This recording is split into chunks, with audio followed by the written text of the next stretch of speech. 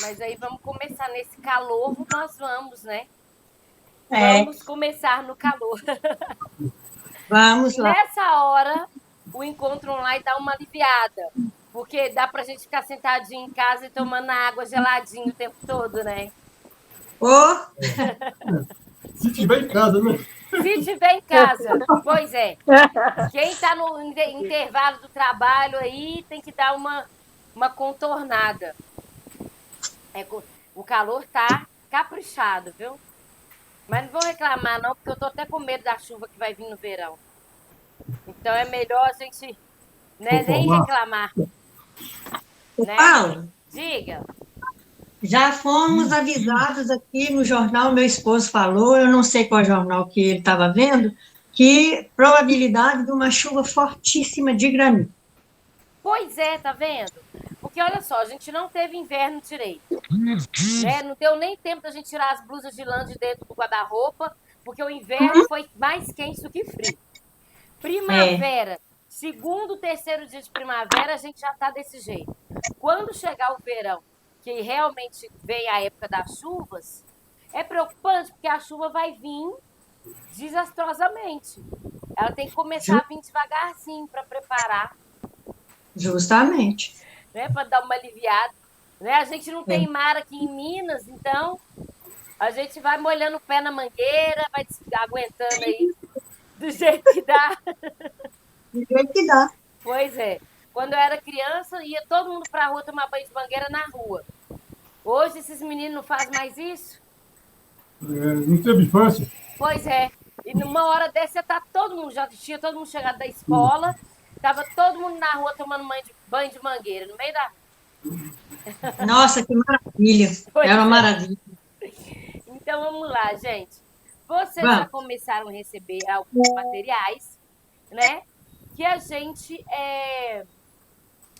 começou a trabalhar com direito de família, né? Deu para vocês perceberem. E eu trouxe um tema que não é propriamente do direito, mas a gente vem usado muito em direito, principalmente no direito de família, né? Um pouco também no criminal, que é a constelação familiar. Alguém já ouviu falar sobre constelação familiar? Não. Não. Pois é, Não. então eu trouxe para vocês. Eu acho super bacana a gente falar sobre constelação familiar, porque querendo ou não também é uma coisa que a gente consegue levar para o nosso dia a dia. E o direito, como eu disse, tem trabalhado muito com isso, né? Deixa eu ver.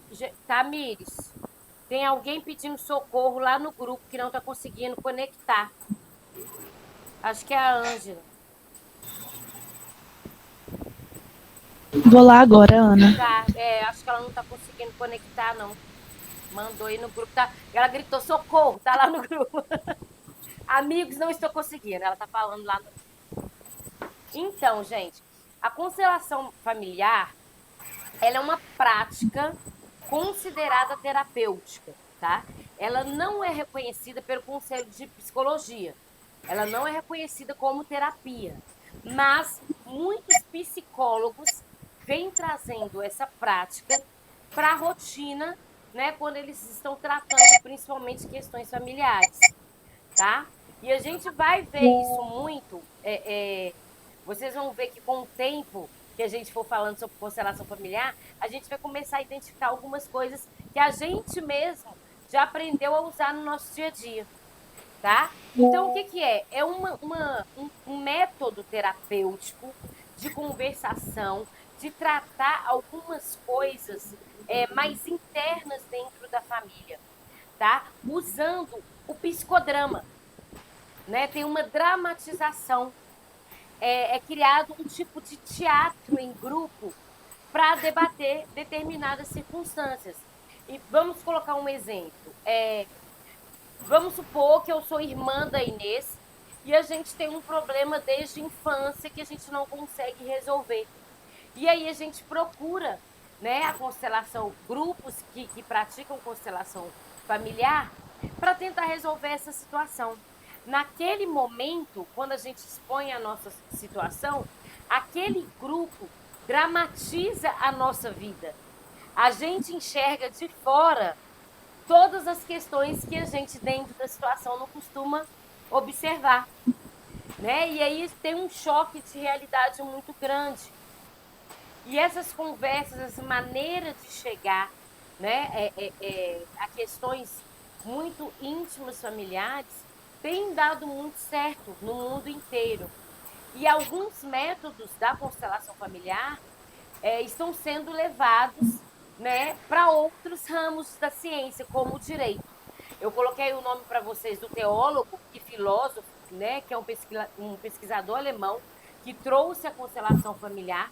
Ele chama Bert Hellinger. Se alguém quiser pesquisar depois, vai estar aí no material de vocês. Então, ele traz isso. Tá vendo? Ó, num primeiro olhar, a técnica tem conteúdos parecidos ao psicodrama, por conta dessa dramatização, né, que eu falei para vocês. Até aí, tranquilo? Então, vamos lá, passo a passo para a gente chegar a como a gente usa isso, pode usar isso no nosso dia a dia. Como é que é a aplicação da constelação familiar? Na maioria das vezes, vão ser conflitos entre os filhos e os pais, sabe? Aquela dificuldade, aquele choque de gerações, na maioria das vezes, os temas mais abordados pelas famílias são esses, né? Então, os comportamentos que o outro traz, que pode estar prejudicando, né, o meio familiar, que pode estar prejudicando esse equilíbrio, né, entre os pais e filhos, ou entre pai e mãe. Então, abrange, de certa forma, a relação, o relacionamento dentro da família, tá? Às vezes a gente tem aquela postura de, peraí, eu sou mãe, eu tô certa. Eu tenho mais consciência, eu vivi mais que você é meu filho, você tem que me obedecer. E a gente, muitas vezes, por essa postura, não visualiza a realidade dos nossos filhos, ou a realidade dos nossos pais, né? Justamente por causa desse choque de gerações. E a gente não consegue ter essa conversa porque nós temos cabeças completamente diferentes. Né? São cabeças de épocas diferentes. Eu estava brincando agora com vocês com relação ao banho de mangueira na rua. Se eu falar pro meu filho assim, filho, vamos ligar a mangueira na rua? Vai falar assim, mãe, pelo amor de Deus, não me mata de vergonha, não. Então, assim, é um conflito de gerações. E a gente fica assim, poxa vida, não é possível. Né? O que eu estou fazendo de errado? E eles já têm uma outra atitude. Então, isso aí traz para a gente uma dificuldade de enxergar muitas coisas. E quando a gente está tratando, por exemplo, de um divórcio, que é uma ação que atinge a família de uma maneira muito forte, a gente, enquanto profissional do direito, né, ou quanto uma pessoa que está ali como conciliador, né, que está conversando com essas pessoas, a gente tem que enxergar isso e tem que saber lidar com isso. Muitas vezes, casais me procuraram no período de pandemia. Período pandêmico, gente, foi o período que eu mais fiz divórcio. Nos meus anos todos de profissão, foi o período que eu mais fiz divórcio. Então, assim, a gente analisa a situação. Período pandêmico, todo mundo literalmente em pânico, porque ninguém sabia o que ia ser, o que ia acontecer. Né? Ninguém até hoje sabe direito tudo o que envolve o Covid. Até hoje a gente não sabe, né, tudo o que envolve, como que surgiu, o que aconteceu. Então a gente estava numa situação de grande estresse. E todo mundo nessa situação de grande estresse, de repente tranca todo mundo junto dentro de casa. Então você vê ali várias pessoas que são uma família, que convivem, mas cada um tinha sua rotina fora de casa. De repente, prende todo mundo dentro de casa, cada um com a sua visão, cada um com a sua geração, e aquilo vira um Deus nos acuda. Né? Tinha dia que eu falava com meus filhos assim, gente, pelo amor de Deus, fica quietinho no quarto. Porque a gente, sabe, ficava todo mundo muito preso. E aquela pressão acabou dissolvendo várias famílias. Né? Muitas pessoas que viviam juntos há muito tempo e descobriram que não se conheciam mais, não se reconheciam, né? E a minha preocupação nesse momento, como eu já era uma profissional que tinha essa visão, né? Que eu já passei por curso de conciliação, a gente fala muito sobre constelação familiar. Então, toda vez que um casal me procurava, eu falava assim, olha, a gente vai ficar conversando sobre os divórcios durante uma semana, antes de eu pedir os documentos para vocês. E naquele momento eu tinha preocupação de enxergar se realmente o relacionamento tinha acabado ou se estava todo mundo querendo se matar porque estava todo mundo preso junto. Porque a gente estava nesse limite, né? E a gente tem que ter esse olhar que nem sempre a gente tem, até dentro do nosso próprio ambiente familiar. Então, houveram muitas desistências nesse percurso, houveram desistências até mesmo quando o processo já estava correndo, e houveram casais que ligaram para mim, depois de alguns meses, que eles já haviam efetivado o divórcio, e ligaram para mim e falaram assim, doutora, hoje a gente é namorado. A gente está namorando de novo. A gente está achando que dá mais certo cada um na sua casa e a gente está namorando. Então, essas visões que a constelação familiar trouxe para a gente, abriu um olhar que a gente geralmente não tem. Né? A gente se baseia na bagagem que a gente tem de vida. E quando a gente vai olhar o conjunto é bem diferente. Tranquilo até aí? Então vamos lá. Sim. Olha aí para vocês verem. Filhos, emprego, problemas financeiros, relacionamentos abusivos. Problema com filho adolescente é o maior deles. Né? Como a gente fala, aborrecentes. Chega numa certa idade que eu sou dono do meu nariz. Né? Todo dia pela manhã eu vou para academia. Meu filho mais novo tem 13 anos. Ele faz o mesmo caminho que eu, só que a escola dele é na metade do caminho. E aí ele vai a pé sozinho com os colegas, né? E ultimamente falou, você quer ir de carona comigo? Vamos de carona. Ele vai de carona. Mas a mãe não deixa na porta, tá, gente? A mãe deixa na esquina. Sabe? E não tem beijinho na mãe, não, porque os colegas não podem ver o beijinho na mãe. Sabe? De vez em quando eu brinco com ele. Eu falo, tchau, bebê da mamãe. Aí ele dá um olhar. Um olhar. Eu faço que os colegas dele já me conhecem. Então eu faço umas brincadeirinhas assim. Mas ele falta me matar. Aí ele chega em casa, mãe, você não pode fazer isso comigo. Eu fiquei o dia todo escutando bebê da mamãe. Sabe? Mas é assim. E aí vem um choque, gente. Poxa, você olha pra ele e fala assim, você tem 13 anos, você nem saiu da fralda e tá querendo regular se eu te levo na porta da escola ou não. Sabe? E aí começa o choque. Os maiores problemas que a gente vê hoje em dia familiares é esse choque. E hoje os adolescentes eles estão tendo autonomia muito mais cedo do que a gente tinha. A gente com 13 anos, a gente estava brincando do mesmo jeito que a gente brincava com 10. Eles não. Né? Aí você vê a pessoa demorando meia hora para pentear o cabelo, passa perfume, passa não sei o quê, acaba com seu creme. Você fica assim, gente, eu nem lembrava, eu nem sei se eu usava creme nas pernas quando eu tinha 13 anos. E aí você vê que a geração mudou. E muitos choques acontecem, principalmente quando uma família, voltando para o direito, está em processo de divórcio e tem um filho adolescente. E a gente vê esse momento é que, infelizmente, muitos pais usam a criança, né?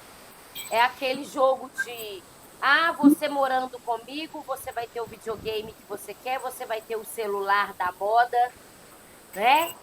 E não é certo isso. Né? As ações de família discutem isso. Né? Elas discutem e discutem de uma forma muito pesada.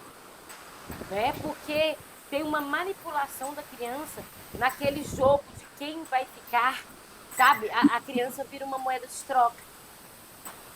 E naquele momento em que os pais estão magoados por causa do divórcio, eles não conseguem enxergar que eles estão atingindo o filho deles de uma forma que é irreversível. Né? Essa manipulação, esse jogo é muito pesado. A gente passa por uns processos de divórcio que às vezes demora anos, justamente por causa disso, por causa de discussões sobre alienação parental. Vocês já devem ter ouvido esse termo. Né? O que é alienação parental? É essa forma que os genitores, ou ambos, né, ou um querendo atingir o outro, usa a criança. Seu pai não presta, seu pai já está com outra mulher, essa mulher vai te maltratar. Né? A gente vê isso. Infelizmente, isso é rotina. Né? São pessoas que estão magoadas com o fim do relacionamento, elas também precisam de um apoio, né? Elas não são totalmente vilãs, porque elas estão passando por esse processo, que não é um processo fácil. E aí, nesse momento, acabam ficando cegos, eles não enxergam o que eles estão fazendo com os próprios filhos. E nesse jogo de empurra, os adolescentes geralmente são mais afetados, porque eles estão nessa transição, sabe? De entender o lugar deles no mundo. E aí aparece um pai ou uma mãe que fala assim, olha, você vai ter o PlayStation 5, gente, custa R$5.000. R$5.000 esse jogo. Você vai ter o PlayStation 5. Ah, eu vou te dar o último iPhone que foi lançado. Ah, você vai poder sair a hora que você quiser e voltar a hora que você quiser. Né? Para um adolescente, para um jovem, isso é maravilhoso. Né? É o que ele briga todo dia com a mãe para poder fazer. E tem lá um limite. Então fica aquela, sua mãe ou seu pai te coloca limite. Comigo você não vai ter esse limite.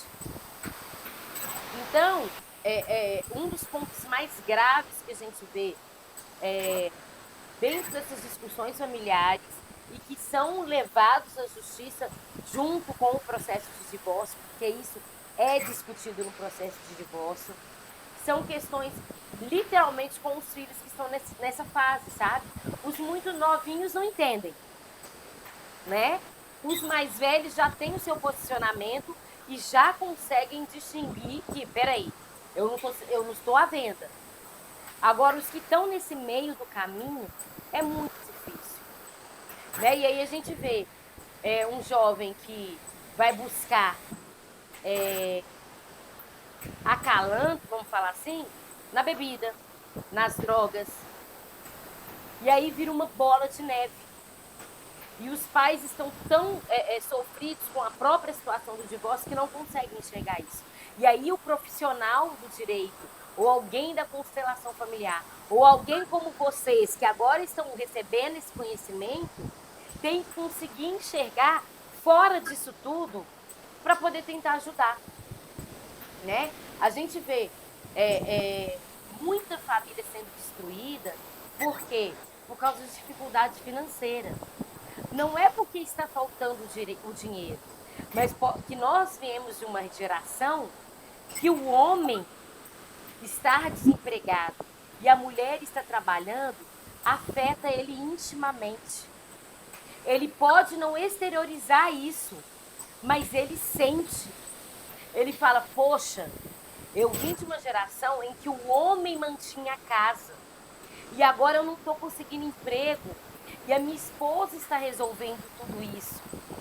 Né? E naquele momento ele não consegue enxergar ela como companheira, porque a dor dele de não estar conseguindo, né, de alguma forma, ajudar dentro de casa, acaba se misturando, né, com aquilo de o homem tem que manter a casa. Então é um outro ponto que hoje em dia a gente vê destruindo muitas famílias. E aí você vê, não acabou o amor. Você consegue enxergar que ainda existe amor dentro daquela família.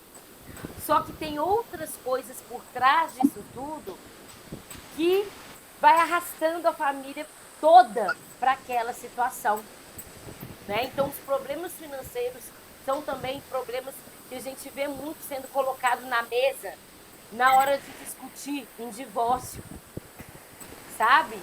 E aí você vê e fala assim, poxa, eles estão se divorciando porque o relacionamento acabou? Será que foi o relacionamento que acabou? Então, a gente traz isso. Hoje, todas as leis atuais, todas que foram atualizadas, como o Código Civil, né, muitas partes do Código Penal, o próprio direito de família, eles trazem como necessidade a conciliação. Vocês vão ver que em todos os processos, a primeira audiência é uma audiência de conciliação, de tentativa de conciliação. Ou então, no início de toda audiência, se não for uma audiência de conciliação, a primeira pergunta que o juiz vai fazer é: gente, tem alguma proposta, tem alguma possibilidade de uma conciliação, de uma conversa? Hoje é obrigação do juiz tentar essa conciliação. Tá? Isso está previsto em lei, é uma obrigação. Então, os advogados têm que ter isso na cabeça, né? A gente via muito a atuação de advogado, o advogado já pegava uma causa para ir para a guerra. A gente vai arrancar até as roupas do dito cujo, né? Advogado ia para qualquer tipo de audiência para brigar.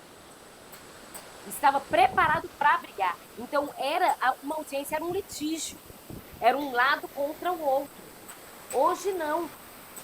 A gente tem cursos, inclusive, uma das minhas matérias na faculdade foi mediação e conciliação.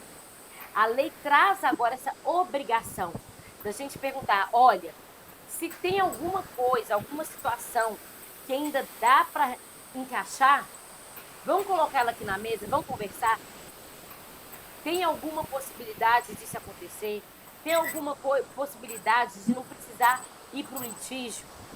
E os juízes têm a obrigação de perguntar isso também. Então, quando um cliente me procura, independente de que área que eles estão me procurando, eu pergunto isso. Qual que é a real situação, né? E aí você me pergunta, como é que você faz isso no direito penal, quando o bandido te procura? Eu viro para ele e falo, olha, a gente vai conversar a verdade aqui. Eu sou sua advogada, tudo que você me falar é protegido por lei, eu não posso usar isso, mas eu preciso saber o que está acontecendo, sabe por quê? Porque se você realmente cometeu esse crime, como que vai ser a defesa? A gente vai fazer uma defesa para que você, mesmo pagando por esse crime, pague de forma justa. Que a gente vê uma pena que vai ser justa. Tanto que, quando é um réu confesso, ele tem uma redução de pena. É essa tentativa de conciliação, né? Então, a gente tem que trazer isso para o nosso dia a dia de forma ampla.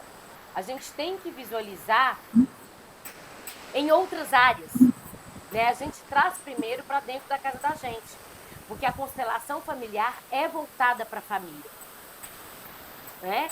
Então, primeiro a gente traz para dentro da nossa casa.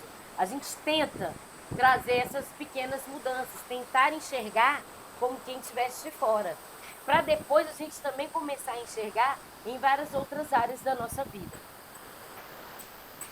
Ok? Água, gente. Todo mundo tomando água, né? Água de tomar. Sim. Tá muito quente, gente. Vamos tomar água.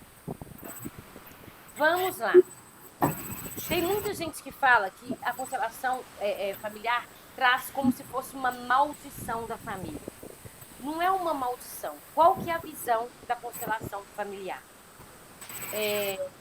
A gente vê, isso aí eu tenho certeza que todo mundo já deve ter visto em alguma família, ou até na mesma família. Fulano tá mexendo com droga.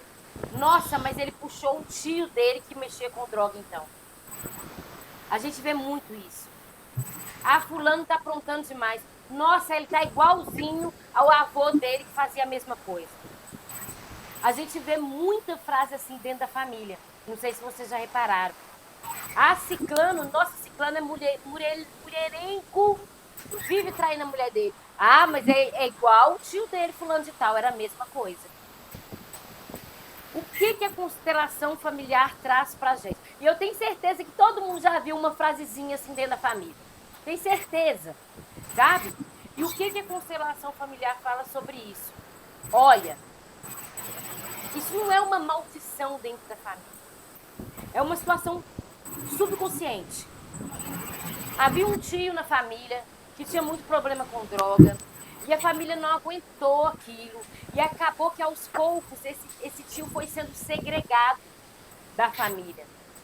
Em algum momento aquela situação volta para o meio familiar, às vezes através de outro ente familiar. Por quê? A constelação familiar fala que aquela pessoa que aos poucos a família foi segregando, ela ainda é parte da família. E o ciclo familiar faz você lembrar disso.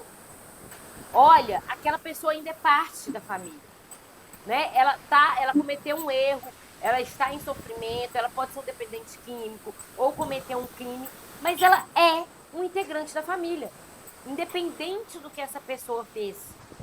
E aí, a constelação familiar fala que os descendentes acabam repetindo esse destino para poder trazer de alguma forma para perto da família aquela pessoa que foi de alguma forma excluída inconscientemente, né? E é como se essa repetição daquilo trouxesse para fazer novamente parte da família aqueles membros. É como se cutucasse e falasse assim, olha aqui, seu irmão estava precisando de ajuda e o que você fez foi virar as costas. Não está na hora de você sentar e falar assim, olha, gente, o que aconteceu aqui? A gente realmente virou as costas ou a gente foi deixando de lado aos pouquinhos, né? E a vida dá um jeito de te lembrar isso. Para a constelação familiar, essa repetição de acontecimentos dentro da família é uma maneira da vida te lembrar. Olha aqui, no seu ciclo tem mais gente, não é uma opção sua. É o seu ciclo. Então, é uma das discussões que se tem sobre a constelação familiar, sobre essa questão dela falar que de certa forma, veria como uma maldição aquela repetição, né? Mas não eles explicam, né, que não é uma maldição. É uma maneira que sempre vai vir à tona na família de uma forma inconsciente uma coisa que a família não resolveu. Para que ela resolva, para que ela aprenda com aquilo, para resolver aquilo. Deu para entender? É uma coisa meio assim, né? A gente viaja, né? Meio complexo, a gente fica imaginando as coisas. Mas quando sentam em rodas, né? São rodas de conversas, quando tem essa terapia, as pessoas usam frases de efeito. Aí, ó, trouxe aí para vocês. Elas usam frases de efeito, né? Tá ali um pai e um filho, né, sendo representados. Se é você que está dentro dessa situação, você assiste as pessoas interpretando o que você está fazendo. E aí você ouve você mesmo falando pro seu pai: pai, eu te perdoo. Pai, eu sei que você passou por isso, isso, isso, isso, mas eu perdoo você. E assim, é chocante porque às vezes a gente mesmo não falaria isso. A gente perdoaria, mas muitas das vezes a gente não se enxerga virando e falando para a pessoa: pai, eu te perdoo. Ou filho, eu entendo você, eu vejo você, eu estou enxergando que você está com dificuldades. Eu estou aqui. Né? São frases, gente, que doa quem doer. A gente não usa no dia a dia, né, gente? A gente mal fala um eu te amo na nossa rotina diária. né? A gente pode contar nos dedos um pai que virou para um filho e falou assim: filho, me perdoa. A gente não usa essas frases, a gente não usa. Essa é a nossa realidade, né? No nosso subconsciente está assim: peraí, eu sou a mãe dessa história aqui, eu não tenho que pedir perdão por nada, não. Sabe aquela pergunta que o filho faz, que fala assim: mas por que eu não posso ir? Você fala: por que não? E pronto. Porque não é a resposta. Né? O mesmo porque não e pronto que a gente escutava. Né? Ah, mas todo mundo vai. Você não é todo mundo. Todo mundo já escutou essa frase. Você não é todo mundo. Né? E quando eu era criança, eu falava assim: eu nunca vou falar isso com meus filhos. E hoje eu falo as mesmas frases. Você não é todo mundo. E a gente fala que não vai repetir e a gente repete. E eu tenho certeza que eles vão falar a mesma coisa para os meus netos. Mas a gente não criou o hábito de virar e falar: filho, você me perdoa? Parece que pesa, né? Para aqui, ó, na garganta, né? Você vai lá, você conversa, né? Você faz as pazes, mas você não pede perdão. Então, eles usam essas frases que a gente dificilmente usa, né? Virar para o outro e falar assim: olha, teve que ser desse jeito. Aconteceu o que tinha que acontecer. Né? Aconteceu para que a gente pudesse crescer. Tá tudo bem. Né? Quando você está nas suas dificuldades do seu dia a dia, quando você está com dificuldade financeira, quando você está sem emprego, né? Alguém senta para você e fala assim: olha, tá tudo bem, eu tô aqui.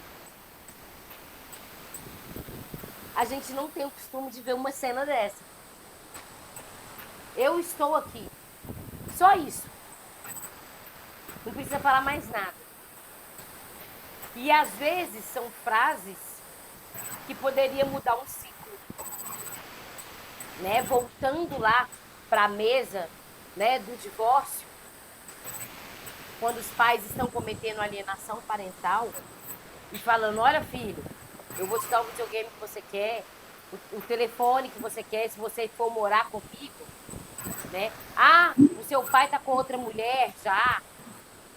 Se a gente parasse para pensar o quanto que a gente ia ter que virar para esse filho nosso e depois falar assim: filho, me perdoa pela situação que eu te coloquei.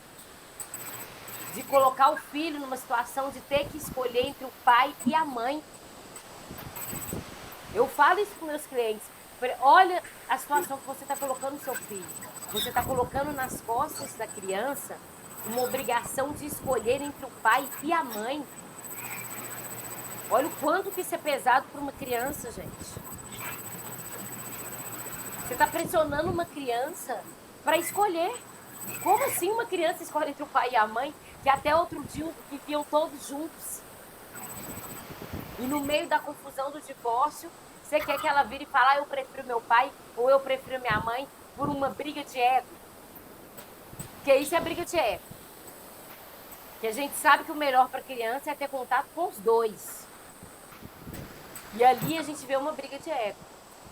Ah, não, mas o pai tem problema com bebida, é dependente químico. Isso é uma outra história.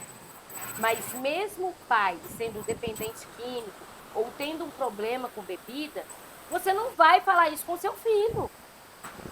Você vai falar com o juiz: olha, juiz, de início, não dá para o meu filho ir para lá, por causa dessa situação. E o juiz vai acompanhar ou vai falar assim: olha, então ele vai poder visitar seu filho se tiver ali um oficial de justiça com ele. Não vai ser você que vai virar para o seu filho e vai ficar falando assim: seu pai não presta, seu pai não vale nada. Ele vai crescer, ele vai ter. Você não tem que pular etapas pelo seu filho. Para você lá na frente não precisar pedir perdão para ele. Então são frases que, por mais difícil que seja, mais complicado que seja, a gente tem que aprender a trazer para a nossa rotina diária. Né? Aos trancos e barrancos, porque não é fácil, mas a gente tem que aprender. A gente tem que aprender a respirar um pouquinho e falar, peraí, o que eu tô falando? O que eu tô fazendo nesse momento? Né? O que saiu da minha boca para fora?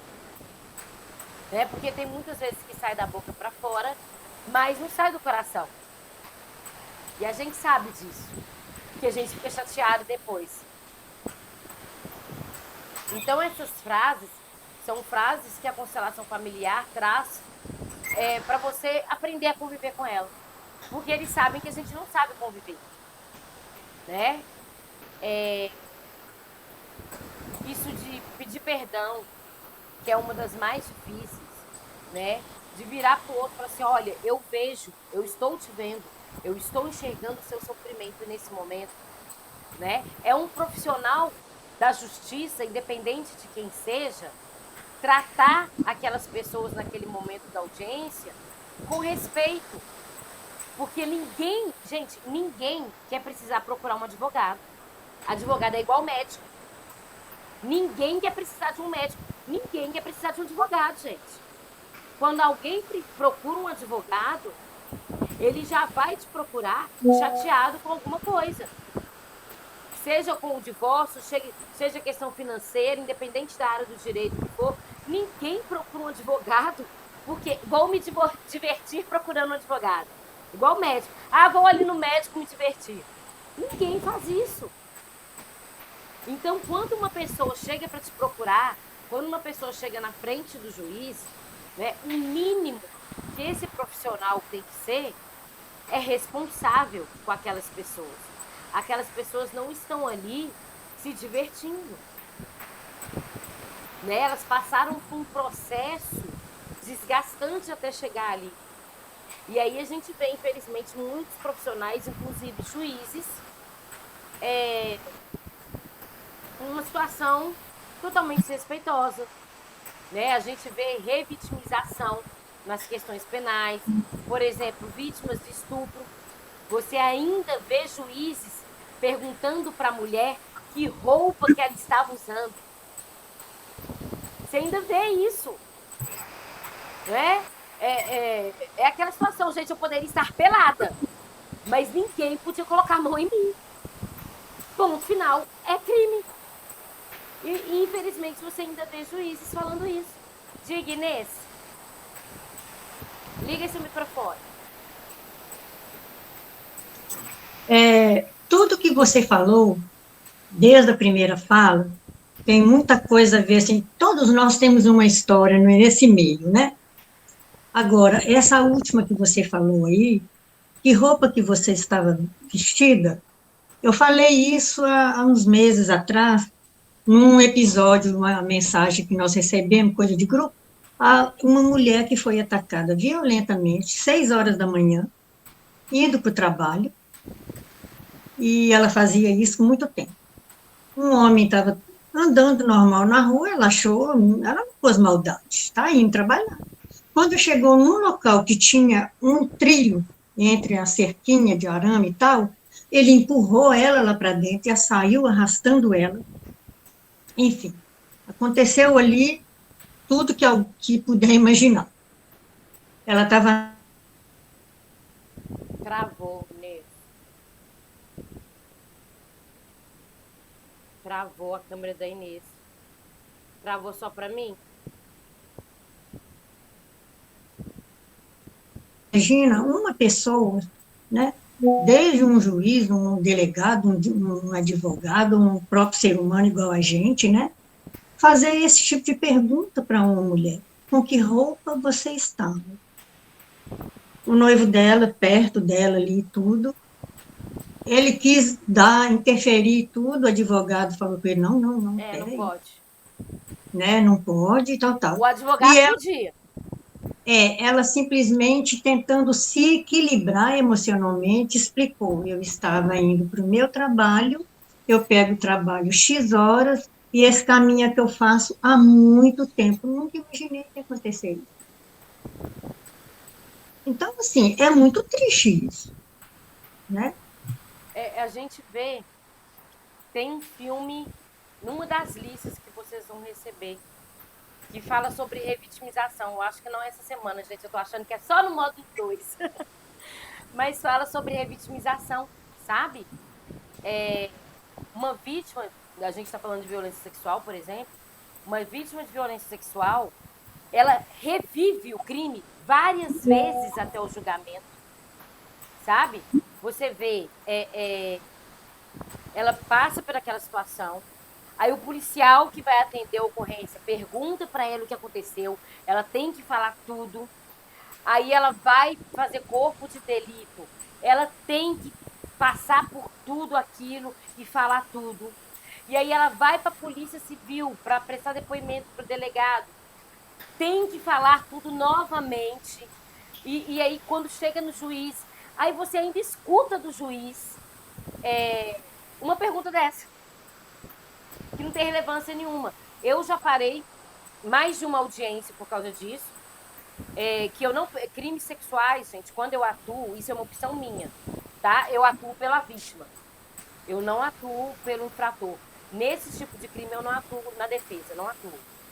Então, eu já parei o juiz. Falei, ó, pela ordem, né? Hoje a gente não fala protesto, né? A gente estuda, a gente faz curso de direito todo treinando para gritar protesto. Protesto, meritíssimo!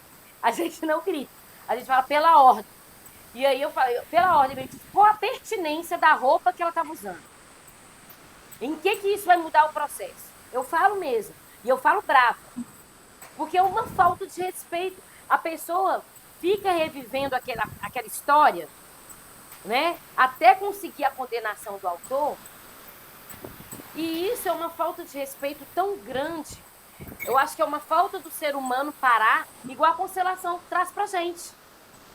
E virar para assim, olha aqui, eu estou aqui. Eu estou te enxergando.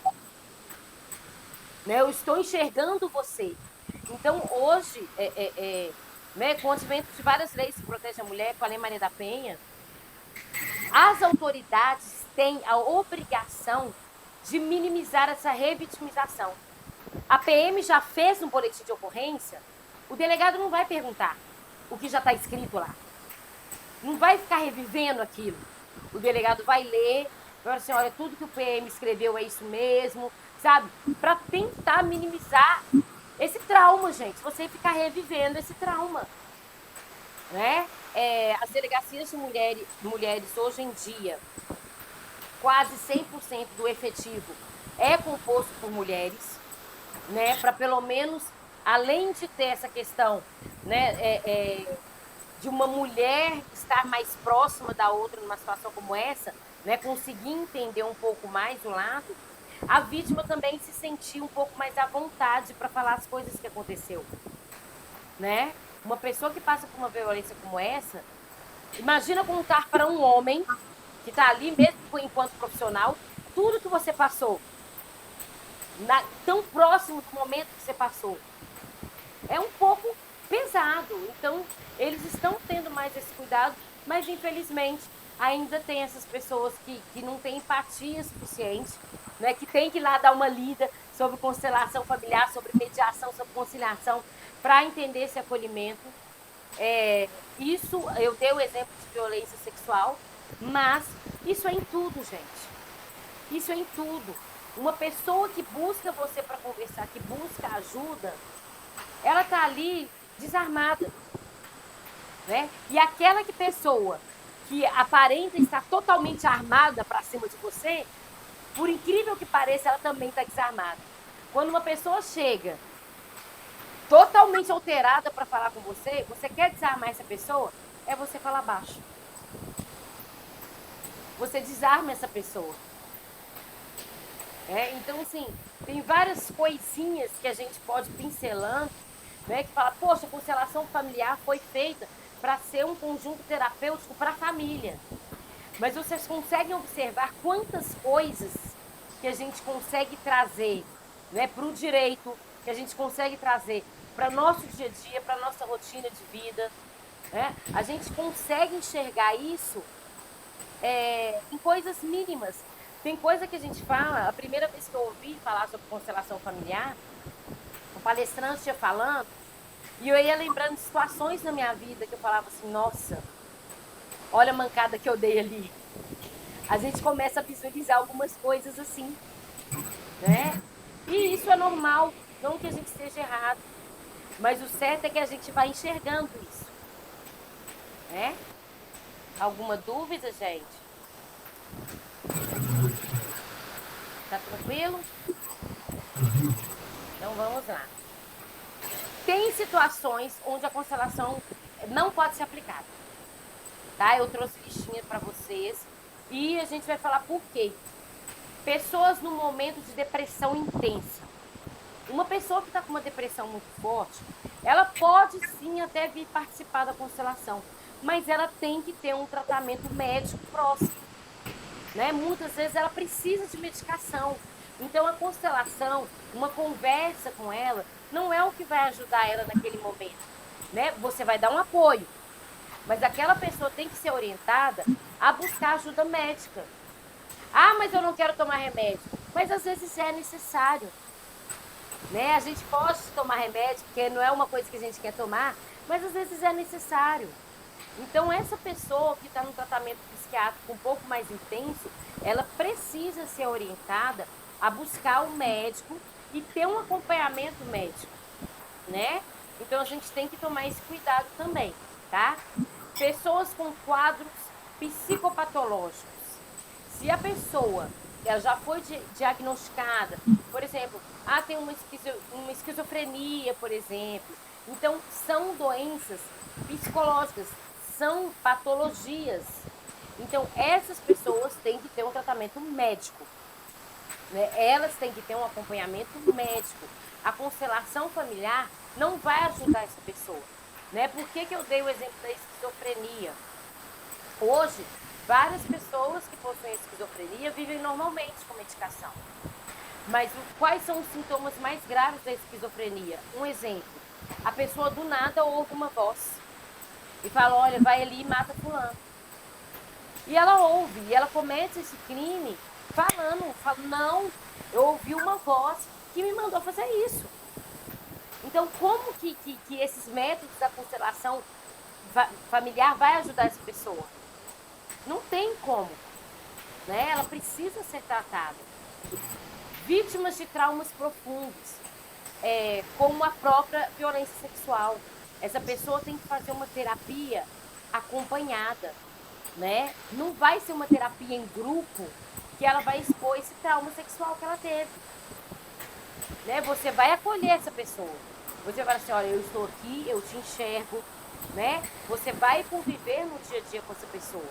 Mas essa pessoa vai ter que fazer uma terapia um pouco mais acompanhada, um pouco mais destinada para aquele trauma dela. Pessoas sob efeito de álcool. Gente, me explica como uma pessoa bêbada vai sentar para conversar com alguém. Como? Não tem como uma pessoa embriagada, drogada, sentar num grupo de uma roda de conversas para falar sobre esses temas. Não tem como, né? Isso é nítido, né? Se for um dependente químico, que quando ele estiver são, ele quiser sentar na roda para, né, falar sobre os problemas dele, é uma coisa. Mas sob efeito das drogas, não é recomendado. Crianças, gente. Crianças é meio óbvio, né? Você sentar uma criança para falar de uma coisa tão complexa. Né? A criança não vai ter como absorver isso. Né? Ela vai, se ela tiver com algum problema a ser tratado na família, a família pode sim fazer a constelação familiar, mas a criança vai ter que ter um acompanhamento específico, voltado para a idade dela, né? Da forma que deve ser feita com ela, tá? Não recomenda para grávidas em situação de risco. Isso aí é uma observação, gente, não especificamente para a pessoa estar grávida. Se tem uma situação de risco e a pessoa vai participar de uma roda dessa, pode ser muito emocional para essa pessoa, né? Pode tocar em pontos fortes para essa pessoa. E uma gravidez de risco, né? As meninas sabem que não dá para ficar emocionada facilmente, né? A gente tem descontrole da pressão, então isso pode colocar em risco a gravidez. Tá bom? Alguma dúvida sobre isso? Inês. A Inês está com a mão levantada e a Maria da Pé.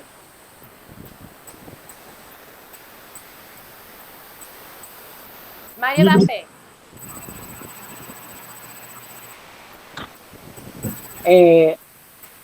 Ana Paula, eu queria só fazer uma pergunta. Aqui na comunidade, temos uma família, foi acompanhado da pastoral da criança, tem 2 filhos. E agora o filho tem 8 anos e ela sempre levou as crianças para a escola bíblica. E agora o pai decidiu batizar a criança. Já está levando para todo sábado, ele leva para catequese, vai catequizar e vai batizar esse ano ainda. E nós estamos sentindo que ela está triste, muito triste para ela. Para a criança? Para a mãe. A criança entendi. não. A criança não, ele vai, brinca, pula. Mas a mãe, nós sentimos que ela está muito triste. Ela olha para a gente com aquele olhar, assim, alguém me ajude em alguma coisa, né? Aí nós vamos marcar, a catequista pediu para a gente marcar com ela um encontro para perguntar se ela quer ir na escola, lá na igreja, para ver a catequese, como ele está caminhando, o dia que marcar o batismo, que ela vai ajudar, né, a arrumar a roupinha dele, a prepará-lo. No dia a gente vai estar dando um apoio para ela participar. A gente está agindo certo, assim? Olha, eu acho que antes de abordar a questão da catequese, por quê? Vocês podem achar que o que está incomodando ela é a catequese e o batismo. Mas, Sim. às vezes, é alguma outra situação familiar, sabe? Se vocês abordarem já iniciando a conversa com a questão da catequese, o assunto vai ficar na catequese. Ela vai manter o assunto da catequese e ponto. Então, assim, seria bom que não fosse um grupo muito grande para conversar com ela, né? E conversa com ela normalmente, pergunta a ela como está tudo dentro da família, se ela está triste com alguma coisa, né? Que vocês estão fazendo essa preparação da catequese, mas que vocês estão abertos também para qualquer outra coisa que ela queira conversar, né? Falando que aquela conversa vai ficar só entre vocês, porque às vezes é uma outra situação que está acontecendo e ela não tem para quem pedir socorro. Às vezes não tem nem nada a ver com a igreja. Então, o que eu aconselho vocês fazerem? Dar essa abertura para que, se for outro assunto, ela exponha. Sabe? E aí, vocês da paróquia vê uma forma melhor de ajudar, dependendo do que estiver acontecendo, né? Mas conversa com ela direitinho. Não aborda diretamente o tema da catequese, porque senão vai ficar limitada ao tema da catequese. Certo. Entendeu? Que se ela estiver precisando de algum tipo de ajuda, vocês vão comendo pelas beiradas e aí ela vai falar. Ok. Tá? Obrigada, viu? Por nada. Muito obrigada. Por nada. Olha aí, gente, as 3 leis do pertencimento, do princípio. Volta. As 3 leis do amor, que são os princípios da constelação familiar. Né? Eu já dei spoiler, já falei da lei do pertencimento. Né? Então, a gente tem a lei do pertencimento, que fala que todos os membros pertencem à família. Então, independente da dificuldade, independente do que a pessoa fez, desculpa, por mais que você não concorde com as escolhas que aquela pessoa fez para a vida dela, ela não deixou de fazer parte daquele núcleo. Tá? Todos pertencem àquele núcleo, todos pertencem àquela história. Então, por mais que, eu não converso com aquele primo meu, ele é muito folgado, não gosto dele, me tira insuportável, ele não deixou de ser seu primo por causa disso. Ele pertence àquele meio, ele pertence àquele ciclo, àquele sistema, tá? Lei da ordem ou hierarquia. Gente, independente de qualquer situação. Isso aí a gente traz de geração para geração e a constelação familiar também traz. Existe hierarquia dentro da família, sim. Tem os avós, tem os pais, tem os filhos, tem os netos. E quem chegou por último que aguarde a sua vez. Existe hierarquia e a gente tem que respeitar essa hierarquia. Tá? Porque senão o sistema fica falho. Quem veio primeiro no sistema tem que ser respeitado. É isso aí, é a luta, né, gente? Porque esses meninos hoje em dia não estão querendo respeitar ninguém. Aqui em casa todo mundo aprendeu desde criança. Todo mundo toma bênção. Bênção mãe, bênção avô, bênção avó. A gente não vê isso muito mais não. Mas aqui em casa todo mundo toma bênção. Todo mundo. Todo mundo. E a gente ensina, é igual a gente aprendia antigamente. Mas por que tem que tomar bênção? Pra você poder crescer. É assim que a gente fala. A bênção é pra você poder crescer. E todo mundo toma. Toma. E cobra. A gente cobra. E a netinha, minha netinha vai aprender do mesmo jeito. Ela ainda não fala, mas ela chega, Deus te abençoe. Tem hierarquia, gente. Tem hierarquia. Né? Cada família a sua forma, mas a hierarquia existe e ela tem que ser respeitada, tá? Lei do equilíbrio. Todo mundo tem seu valor dentro da família, dentro do sistema. Para que tudo siga em harmonia, cada um tem que entender o valor que tem. Cada um tem que saber que tem seu valor. Olha, eu sou diferente do meu primo fulano, mas do meu jeito eu tenho o meu valor. Né? Que a gente tem, gente. A gente tem isso. A gente fala. Ah, você tá vendo seu primo? Seu primo já tá trabalhando, seu primo tá fazendo isso, seu primo... A gente quer dar como exemplo. Mas a pessoa tem que entender que ela tem o valor dela. Diga, Inês. Pronto. É o seguinte, é rapidinho. Essa hierarquia, ela tem a ver, um exemplo, igual você citou, é de avós, de pais, para filhos, e quem chega. Eu queria entender o seguinte, eu estou numa propriedade que é a herança dos meus pais. Uma casa, para mim e para o meu irmão. Com a sequência do que eu vivi com meus pais, eu não pude sair para construir minha casa fora. Sim. Eu tive que fazer ela por cima das casas dos meus pais, que foram pedido deles, né? Porque os dois precisavam de mim, questão de saúde. Sim. Até que ponto, por exemplo, eu tenho a minha hierarquia aqui, certo? Porque eu sempre tive que tomar a frente de tudo, não porque eu sou tupituda, é porque eu tive que fazer isso para cuidar dos dois. Sim.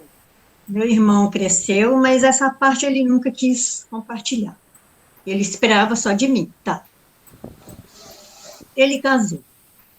Que hierarquia que a esposa dele tem aqui de querer mudar tudo o que já foi feito, a minha construção, aonde eu entro, aonde eu ando, que até que ponto ela tem o direito e autoridade de querer que eu mude a sequência da minha casa, para ela não me ver, que ela não suporta me ver. Por exemplo, de qualquer forma, é até chato falar isso.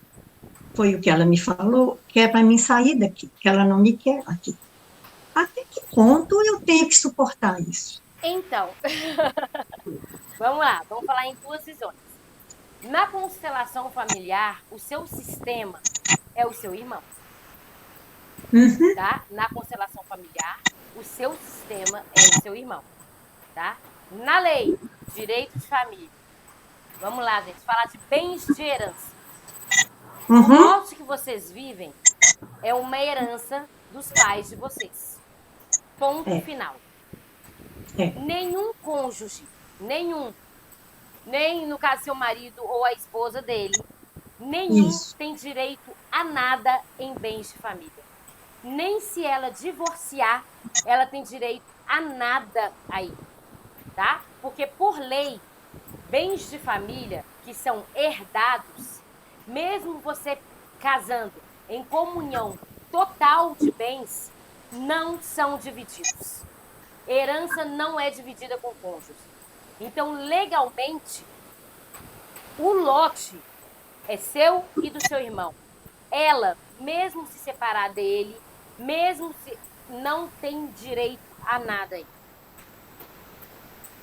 Tá? Sim. Se o seu irmão vier a falecer, não estou, né, eu tenho que falar isso. Se ele vier a falecer, ela vai ter parte no quinhão dele. Numa parte que era dele, ela vai ter parte dessa parte, tá? Isso. Mas em situação de divórcio, enquanto o seu irmão estiver vivo, ela não tem direito a absolutamente nada aí. Olha, eu abordei isso com você pelo seguinte, de uns anos para cá, da pandemia para cá, eu tenho sofrido isso constantemente. Abordagem, quando eu vou lá no quintal para cuidar das minhas coisas, da cachorrinha, bloquear a minha passagem, por eu estar sozinha na residência, eu recedia para evitar de problema, de evitar de confusão, porque eu já imaginava assim, eu vou sofrer alguma coisa física e eu não tenho preparo para isso, eu não estou aqui para isso. Eu não estou brigando aqui por causa de casa. Eu estou aqui querendo meu espaço e ter paz, né? Mas, infelizmente, até hoje, qualquer coisa que a gente faz aqui é abordagem, é falas violentas, e, sinceramente, eu já perdi uns 5 quilos por causa disso. Qual que é a postura do seu irmão nessa situação toda? Oi? Qual que é a postura do seu irmão nessa situação toda? A postura do meu irmão é neutra. Por quê? Ele vai para o lado que ele acha que está ganhando. E eu já expliquei para ele que a gente não tem que fazer isso, está ganhando. Eu não estou ganhando. Ele não está ganhando. A gente tem e tem que preservar. Tá, é todo mundo perdendo nessa história. Preservar o que foi deixado para nós. Só que ele não importa com isso. Até hoje, quem me ajudou até hoje a preservar o que meu pai deixou foi meu marido. Quer dizer, ele mesmo fala, eu não quero nada, eu não tenho direito a nada, eu não estou preocupado com nada. Eu quero o bem-estar, principalmente seu. E ele chegou à conclusão que é difícil, porque até ele já sofreu abordagem aqui. Como homem, se fosse outro, teria feito com ela coisas assim, que o que acontece hoje em dia, violência. Ele manteve a postura, só falou com ela, conversou normal, não levantou a voz, mas ela fez tudo o que pôde, e isso eu vendo, para ver se ele ia de cima dela, porque ela estava gravando. O meu irmão estava no outro cômodo da casa, gravando. Entendeu? E quando ele vem na minha casa, aqui em cima, a gente observa que o celular está ligado, porque alguma coisa ela quer pegar, porque eu tenho a impressão que ela deve estar procurando ou advogado ou alguma coisa para me tirar daqui. Eu Pois entendi. mas ela não vai te tirar. Então, quando ela estiver gravando, aí você vira, Inês, e fala assim, olha, na minha aula de direito, eu aprendi isso, deixa ela gravar isso. Fala para ela, grava aí. Fala assim, ó, eu estou fazendo o curso de direito e eu aprendi sobre herança.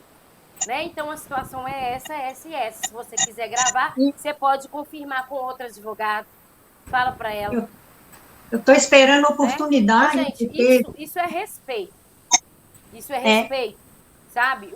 A pessoa não precisa gostar de você. Ninguém precisa gostar de ninguém. Mas respeito a gente tem que ter. O mínimo de respeito. Então, isso não tinha que existir lei para poder falar isso para alguém. Que a pessoa tem que respeitar a outra pessoa.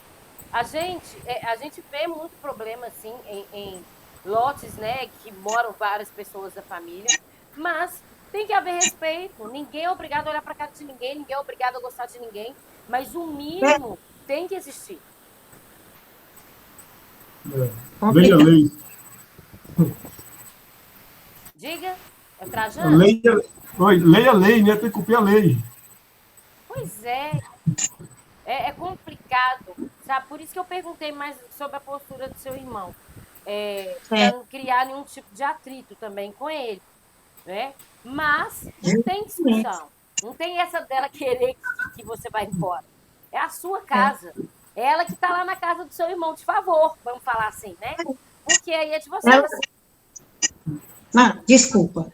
Ela me abordou há uns dias atrás, querendo separação de hidrômetro, de água e de luz, né? Aí eu falei com ela, no momento eu não tenho condição de arcar com isso tudo, porque tudo que foi feito aqui foi eu e meu esposo, que fizemos tudo aqui. E eu falei com ela, se o meu irmão estiver disposto a fazer esses gastos, ele tem toda a liberdade, porque aqui não é só meu, aqui é de dois, né? Sim. Só que ele não quer, ele já me deixou claro, eu não vou gastar nem para separar água nem luz. Se quiser fazer, você faz. Eu faço. Uai, Por quê? gente. Não, sabe Bom, como que pelo é? menos dividir os gastos, ele deveria dividir, ué. Porque eu fico com a conta de luz, que é a mais alta, e ele com a de água. Olha que Poder... lindo! Ele quer, É lógico que ele não vai querer separar, ué. Assim tá lindo demais. ele não quer pagar também, Lógico que ele não quer, gente. Lógico que ele não quer. Eu não ia querer também, não. não é? Não. Então fala com ele, a partir de hoje vai ser meio a meio. O que vier na conta de luz eu pago metade, você paga metade. O que vier na de água eu pago metade, você paga metade. E não funciona. Eu fiz isso quando eles casaram, ela mesma deu a ideia, dividimos em 4, eu, meu esposo, ele e ela.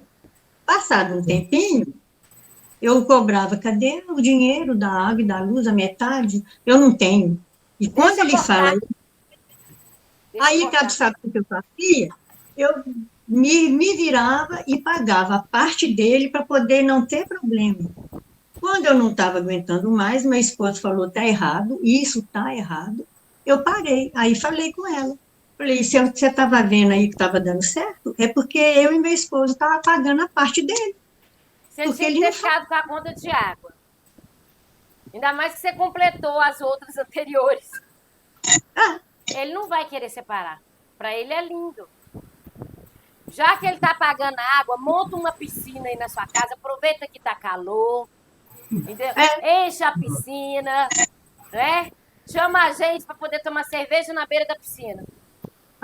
Eu estou precisando fazer isso aqui, porque aí ela vai enlouquecer. Vai. Aí fala assim, a minha advogada está sentada ali, ó, na beirada. É aquela ali, chama ela.